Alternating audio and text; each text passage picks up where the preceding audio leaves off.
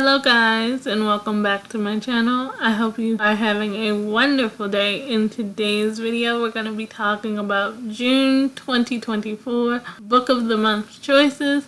Book of the Month is a book subscription service where you get to choose from curated books each month or audiobook. Book of the Month also, the price of Book of the Month for 1 credit a month, you pay $16.99, and then if you choose the 2 credit a month plan, you pay around $31 a month. And if you choose the yearly plan, it averages out to $12 a month if you choose the yearly plan. This month we have 5 books to choose from. There also are audiobooks if you're into audiobooks, but to find your audiobooks you have to look in the Book of the Month app. So our first book is called Honey. It's a contemporary fiction. It is a debut book by Isabella Benita. I apologize if I said the name incorrectly. It is an early release. This was one of my choices for the month. The quick take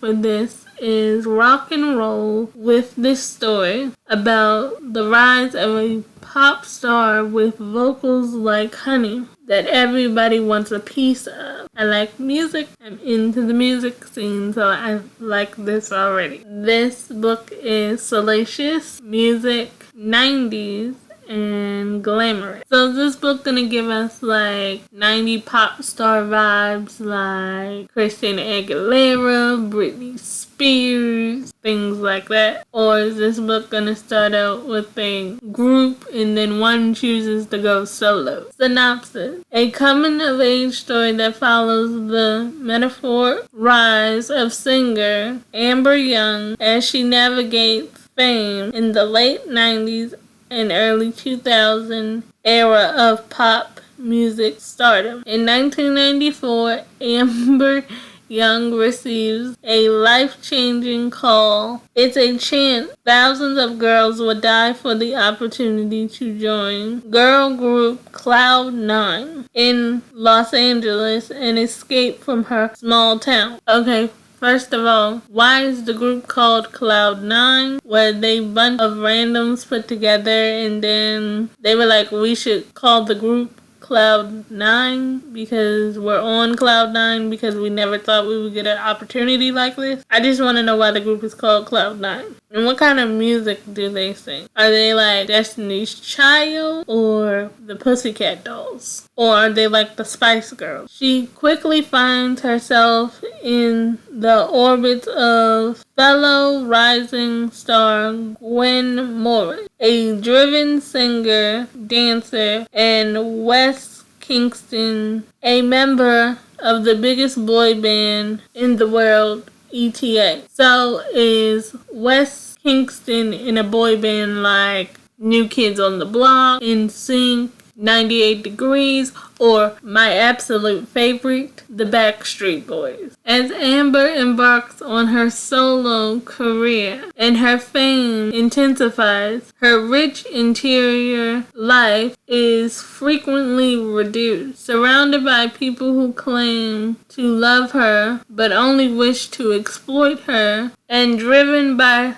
her desires for recognition and success, for love and sex, for agency and connection, Amber comes of age at a time when the kaleidoscope of public opinion can get distorted. Everything and one mistake can shatter her career. Isabel Benita's debut novel, Honey, redefines the narrative of some of the most famous pop icons of the 90s and 2000s. It reimagines the superstar we idolize and hate and over-sexualize and underestimate, and give them a fresh, multifaceted story they deserve. I already like this book, and I don't read the synopsis before I come on camera with you guys.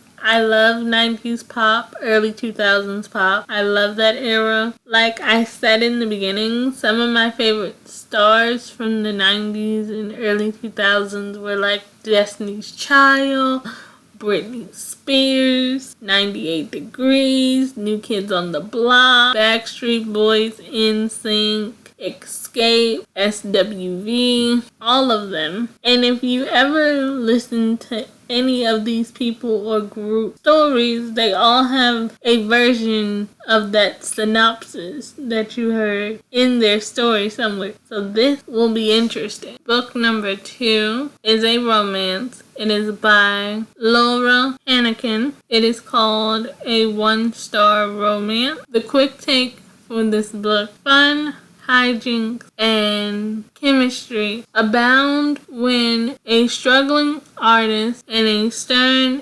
academia butt heads over a 1-star book review. The good to know for this book is emotional, multiple viewpoint, writer's life, enemies to lovers. Okay, this book already has everything I enjoy in a story. I love multiple viewpoints. I love the trope enemies to lovers. And I love a good academia person in a book. This book already kind of gives me Allie Hazelwood vibe. If you ever read an Allie Hazelwood book like Love Theoretically, Love on the Brain, anything like that, her book focuses on academia love stories. And they're usually in the trope of enemies to lovers. So if you like Allie Hazelwood, just from the quick take or the good to know, I think you would like this book. Synopsis: Natalie and Rob couldn't have less in common. Nat,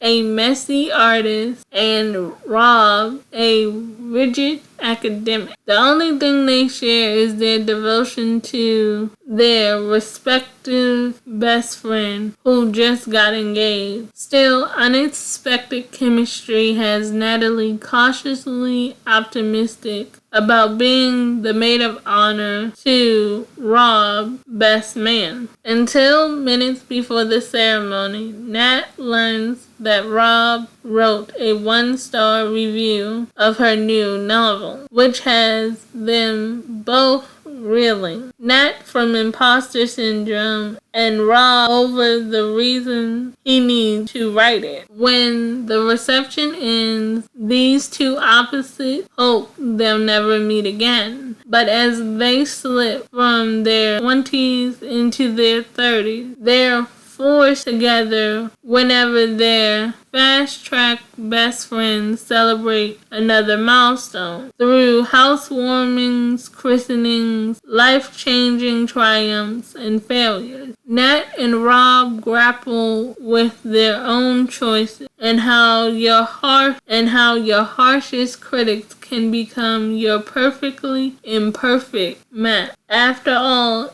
even the truest love stories sometimes need to be rewritten a bit. Okay, this one also sounds interesting. It sounds like Natalie was in her feelings about somebody writing a 1-star review of her book, which I don't blame her. You want to be appreciated for your artistry. And I'm also wondering, did Rob have a good reason to write a 1-star review? Or did he just do it to make her upset or angry or to hurt her feelings? I want to know. Book number 3 is an historical fiction. It is called The Lion Woman of Tehran. It is an early release. I'm not sure how you say this author's name, but I think it's Marjan Kamali. The quick take: a rapidly transforming Iran plays backdrop to the drama about the evolution of a complex friendship between two girls. The good to know is feminist, family drama, female friendship, and international. There is a content warning for this book. the content warning is SA, and the content warning is highlighted for you. Please read all content warnings for book before you read them, just in case anything in the book may trigger you. 1950s Tehran, 7-year-old Ellie lives in grand comfort until the untimely death of her father, forcing Ellie's mother to move to a tiny home downtown. Lovely and bearing the brunt of her mother's endless grievance, Ellie dreams of a friend to alleviate her isolation. Luckily, on the first day of school, she meets Homa, a kind, passionate girl with a brave, impressionable spirit. Together, the two girls played games and learned to cook in the stone kitchen of Homa's warm home, wandering through the colored stalls of the Grand Bazaar,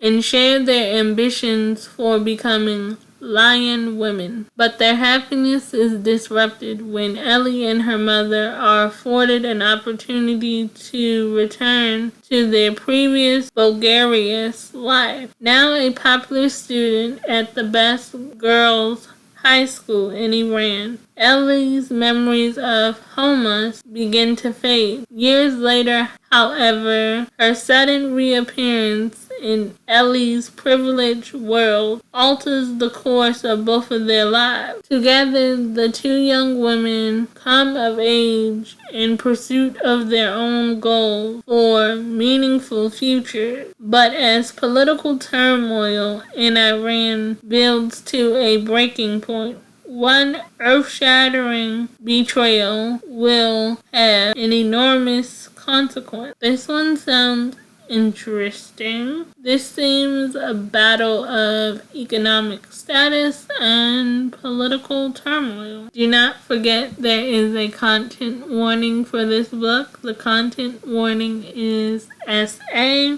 and please read all content warnings before you pick up any book, just in case the content warning triggers you. Book number 4 is a thriller. It is called A Talent for Murder. It is by Peter Swanson. The quick take: if you began to suspect the spouse you recently married might be a murderer, what would you do? Asking for a friend. That is an interesting question, and I want to know down in the comments, after I just read that, what would you do? How would you answer the question in the quick take? The good to know is psychological. This book is multiple viewpoints, which I love a multiple viewpoint book because you get to see the story from different characters' perspective, and you learn not everybody sees the issue or what is being discussed in the book in the same way, and I find that to be very intriguing. Non-linear timeline, and marriage issues. Synopsis: Martha Raffi conceded a long time ago that she'd likely spend her life alone. She was fine with that, happy with her solo existence, stimulated by her job as an archival librarian, consistently surrounded by the thought-provoking idea and the book she loved. But then she met Alan, a charming and sweet-nurtured divorcee, with a job that took him on the road for half the year. When he asked her to marry him, she said yes, even though he still felt a little bit like a stranger. Now my question is, why would you marry a man that still feels like a stranger to you when it is being presented that you're happy with your life, you don't mind being alone, you are content with your job? So why did you marry him? And you weren't really looking for a man? A year into the marriage was good, except for that strange blood streak on the back of one of his shirts he wore to a conference in Denver. Her curiosity turned into suspicion. So why didn't you call for help when your curiosity turned into suspicion. Martha investigates the cities Alan has visited over the past year and uncovers a disturbing pattern. 5 unsolved cases of murdered women. Is she married to a serial killer, or could this be merely a coincidence? Unsure what to think, Martha contacts an old friend from graduate school for advice. Lily Kinter once helped Martha out of a jam with an abusive boyfriend and may have some insight. Intrigued, Lily offers to meet Alan to find out what kind of man he really is. But what Lily uncovers is more perplexing and wicked than they ever could have expected. Oh, this one is intriguing too. Book number 5 is by Ruthie Thorpe. I'm not sure if I'm saying that author's name correctly. If I am wrong, I apologize. This book is a literary fiction. It is called Margot's Got Money Troubles. I like the purple cover. The character on the front of the cover looks sad, bored, confused. The quick take for this book is Affairs Pro Wrestlers NSFW Internet Content. Oh my. Following the road-licking journey of a young mother making ends meet. The good to know is LOL, underdog, salacious, baby mama drama. Synopsis. As a child of Hooters waitress and an ex-pro wrestler, Margot Millett always known she had to make it on her own, so she enrolled in local junior college, even though she can't imagine how she would ever make a living. She's still trying to figure and never planned to have an affair with her English professor. This sounds juicy. I wonder what intrigued her about her English professor. And while the affair is brief, it isn't brief enough to keep her from getting pregnant. Despite everyone's advice, she decides to keep the baby, mostly out of naivete and yearning for something bigger. Now at 20, Margot is alone with an infant, unemployed, and on the verge of eviction. She needs a cash infusion fast when her estranged father, Jinx, shows up on her doorstep asking to move in with her. She agrees in exchange for help with childcare. Margot begins to form a plan. She starts an OnlyFans as an experiment and soon finds herself adapting some of Jinx's advice from the wrestling world, like how to craft a compelling character and make your audience fall in love with you. Before she knows it, she turns into a runaway success. Could this be the answer to all Margot's problems, or does internet fame come with too high a price? Blisteringly funny and filled with sharp insight, Margot's Got Money Trouble is a tender tale starring an endearing young heroine who's struggling to wrestle money and power from the world that has little interest in giving it to her. It is a playful and honest examination of art, of storytelling, and controlling your own narrative, and an empowering portrait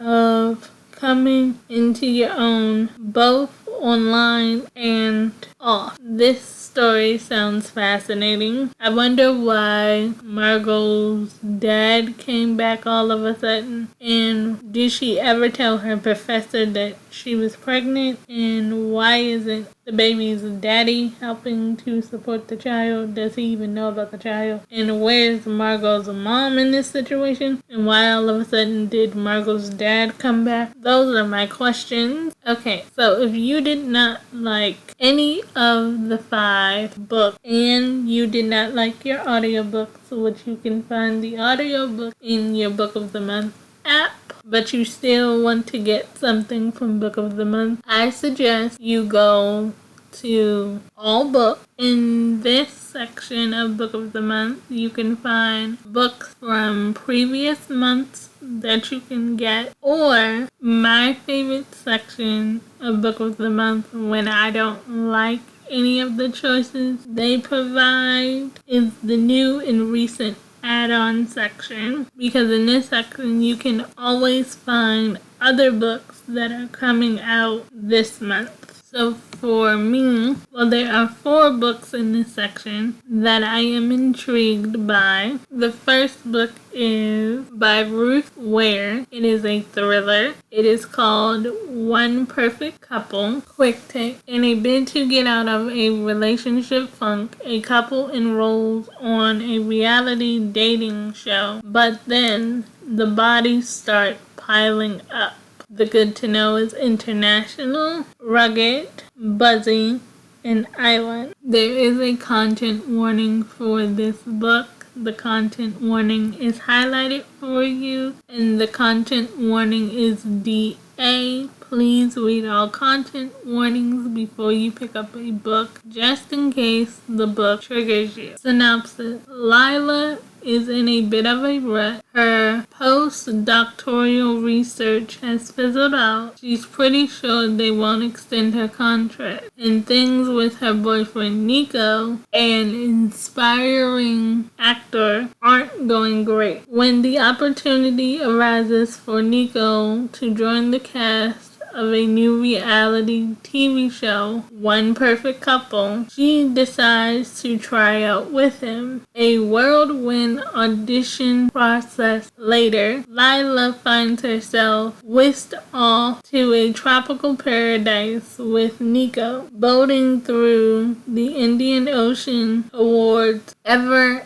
After Island, where the 2 of them will compete against 4 other couples, Bayer and Angel, Dan and Santana, Joel and Romy, and Connor and Zana, in order to win a cash prize. I wonder how much is the cash prize. And how I know about this book, I got an alert from my library saying I might be interested in this, but this is my first time reading the synopsis. So I do have this book on standby at the library because I was intrigued by the name of the book. But not long after arriving to a deserted island, things start to go wrong. After the first challenge leaves everyone rattled and angry, an overnight storm takes matters from bad to worse. Cut off from the mainland by miles of ocean, deprived of their phones, and unable to contact the crew that brought them there.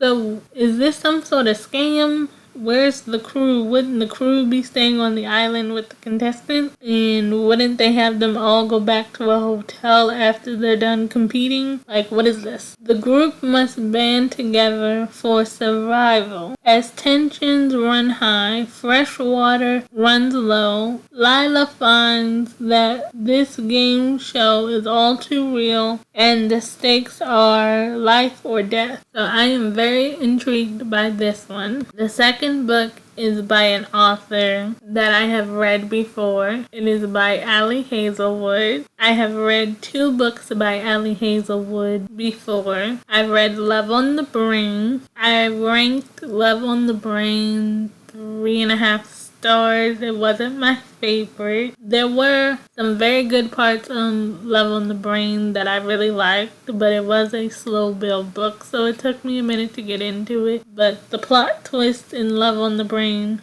was very good. If you want to know my thoughts or my review on Love on the Brain, I'll leave it up in the card and down in the description box. And I've also read Love Theoretically, that came out last year. It was my favorite Ali Hazel book that I have read so far. If you don't know much about Ali Hazelwood, she combines academia and romance, and they always make for fun books. So this book is a romance. It is called Not in Love, and it's by Allie Hazelwood. I also do have this book on hold at the library. I keep up with authors that I have read before. Quick Take: a forbidden romance between rival food scientists takes center stage in this Allie Hazelwood latest hot and steamy dish. Ooh, I'm already intrigued. I love anything science and food, so I'm going to like the food scientist combination. This book is multiple viewpoints, forbidden love, enemies to lovers, and it's extra spicy. I love a multiple viewpoint book. They are my favorite to read because you get to see the book from different characters' viewpoints, because when you read a multiple viewpoint book, you realize not everyone sees the same situation the same way. So I'm very intrigued by this book. Just from the quick takes and the good to know, this might be my favorite Allie Hazel book so far, just based on that. We'll see when I read it, but I think this might be my favorite. So far, Love Theoretically is my favorite. Synopsis: Ruth Siebert might not have it all, but she has enough. But then that begs the question, can anybody really have it all? A few friends she can always count on, the financial stability she yearned for as a kid, a successful career as a biotech engineer at Klein, one of the most promising startups in the field of food science. Her world is stable and pleasant and hard fought until a hostile takeover and its offensively attractive frontman threatens to bring it all crumbling down. Eli Kilgore and his business partner want Klein, period. Eli has his own reasons for pushing this deal through, and he's a man who gets what he wants, with one burning exception: Ruth, the woman he can't stop thinking about, the woman who is off limits to him. I wonder why she's off limits. Torn between loyalty and undeniable attraction, Rue and Eli throw caution out of the lab and into the boardroom window. Their secret affair has no strings attached and has a built-in deadline, the day of one of their companies prevailing, but the heart is risky business, one that plays for keeps. This one also makes me wonder, and what made Rue start being off limits to begin with? Did they know each other before this company tried to take over, or did they just meet? Were they friends, school rivals? What kind of enemies were they, or were they frenemies? Book number 3 is another romance. It is by Catherine Center. I have also read her book before. I have read The Bodyguard, and I own another one of her books that I haven't read yet that I can't remember the title of.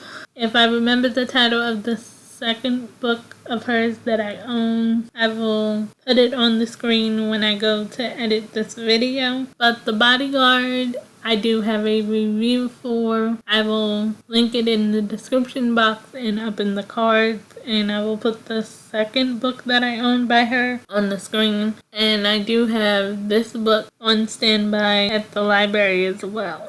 This book is called The Rom-Com Nurse, The Quick Take. Calling all rom-com mega fans, get into formation. This swoony story is a beautiful ode to love and love story. The good to know is emotional, movie-ish, writer's life, friends to lovers. Synopsis: she's rewriting his love story, but can she rewrite her own? Emmy Wheeler is desperately longing to be a screenwriter. She spent her whole life studying, obsessing over, and writing romantic comedies, good ones that win contests. But she also has been the sole caretaker for her kind-hearted dad who needs full-time care. Now when she gets the chance to rewrite a script for a famous screenwriter. Now when she gets the chance to rewrite a script for famous screenwriter Charlie Yates, her personal writing god. It's a break too big to pass up. Emmy's younger sister steps in for caretaking duties. Emma moves to LA for 6 weeks for the writing gig of a lifetime. But what is it they say? Don't meet your hero. Charlie Yates doesn't want to write with anyone, much less a failed nobody screenwriter. Worse, the romantic comedy he's written is so terrible it might actually bring on the apocalypse. Plus, he doesn't care about the script. It's just a means to get a different one greenlighted. Oh, and he thinks love is an emotional Ponzi scheme. That's an interesting take on love. Charlie might be a little bit bitter. Maybe he hasn't had the best luck with love. Maybe something tragic makes him not believe in love. Something of the sort. But Emma's not going down without a fight. She will stand up for herself and for rom-com and for love itself. She will convince him that love stories matter, even if she has to kiss him senseless to do it. But what if that kiss is accidentally amazing? What if real life turns out to be so much more real than fiction? What if the love story they writing breaks all of Emmy's rules and comes true? This one seems interesting. And there's also one more book. Okay, the last book in this section is a contemporary fiction.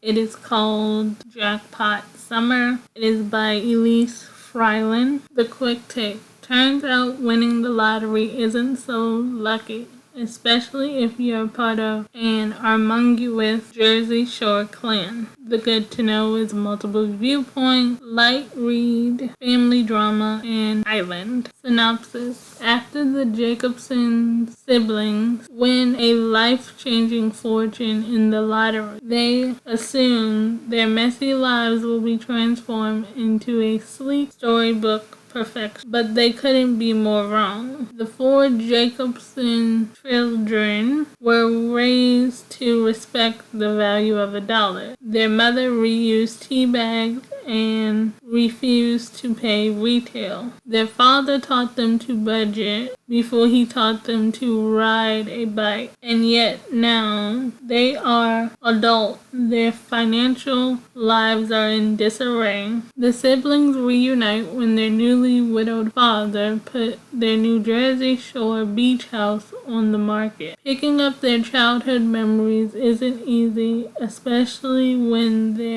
there's other drama brewing. Matthew is miserable at his corporate law job and wishes to have more time with his son. Laura's marriage is imploding in spectacular fashion. Sophie's art career is stalled while her boyfriend is on the rise. Noah's total failure to launch has him doing tech repairs for pennies. When Noah sees an ad, he and his sisters go in on a ticket while their brother Matthew passes. All hell breaks loose when one of the tickets win, and 3 out of the 4 Jacobsons become millionaires overnight. Without their mother's guidance and with their father busy playing pickleball in the Florida retirement village, the once close-knit siblings search for comfort in shiny new toys instead of each other. It's not long before the Jacobsons start to realize they'll never feel rich unless they pull their family back together. Sounds like a sweet and sad story. At the same time, this was the last book. Let me know what books you picked up this month. Any of these sound good to you? Remember, I'm always thinking of you, sending my love, and bye for now.